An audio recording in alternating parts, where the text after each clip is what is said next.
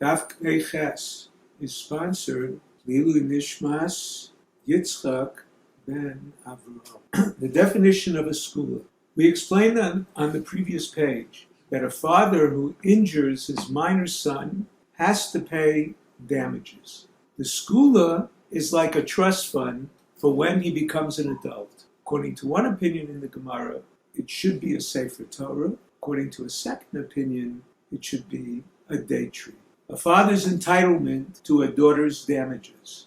Although both Rav and Reish Lakish hold that a father is not entitled to his daughter's damages, Rabbi Yochanan, who holds a father is entitled, it is only for damages that diminish her value. The next halacha that the Gemara talks about is compensation for humiliation of a slave. The Gemara brings a machlokes between Rabbi Yehuda and the Rabbanan. They argue as to whether a slave can be considered a brother based on the verse. For compensation for humiliation, the Torah says, Ki yinatzu shnei anashim yachdav ish ve'achiv. It refers to the opponent as one who is his brother.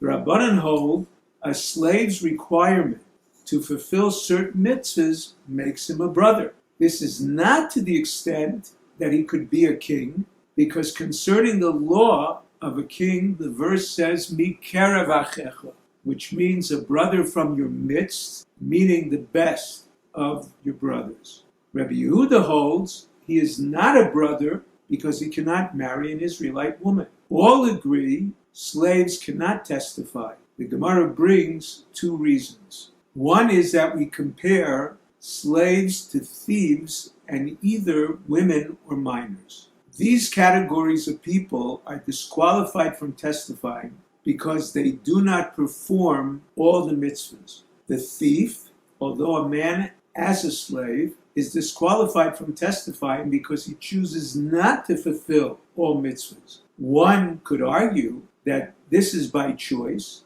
that he refuses to fulfill all mitzvahs, which is not true in the case of a slave.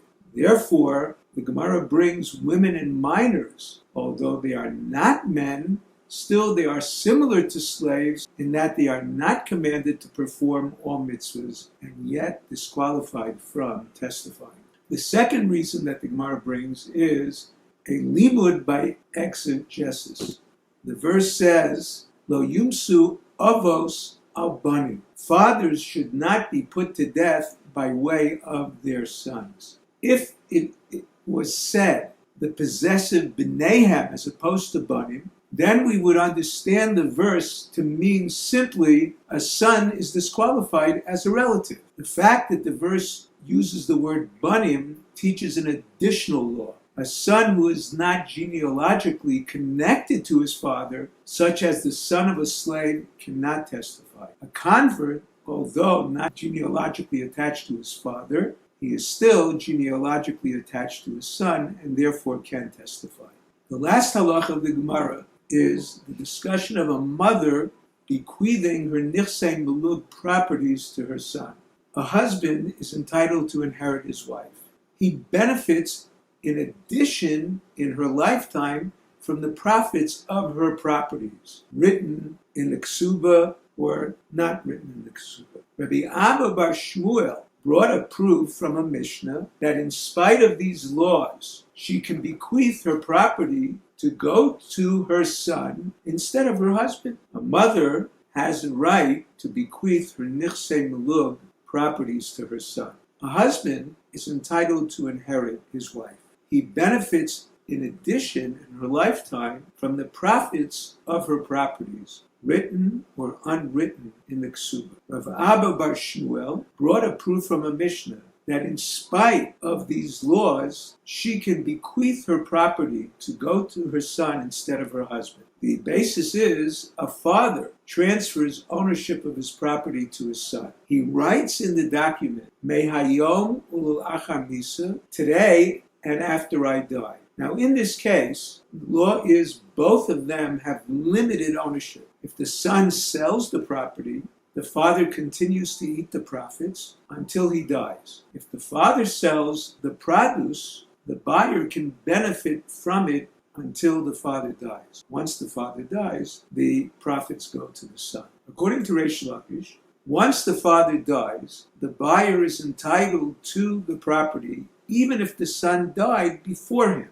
because he holds the father's rights to the produce is not ownership. Therefore, when the son sold the land, he was the owner. And when the father dies, it goes to the buyer and not to his heirs, even if the son died first. According to this, he explains why the mother can bequeath her property to her son. The husband's rights to the produce is not tantamount to rights to the property. According to Rabbi Yochanan, on the other hand, he understands this only if the father dies first, because rights to produce is tantamount to rights to the land. Shmuel disagrees. He holds the case of this Mishnah is special. There was no need for the father to transfer ownership during his lifetime, because anyway, the son will inherit after his death. Therefore, his intent must have been to give the son special rights to sell the land even during his lifetime. Even if he died before his father,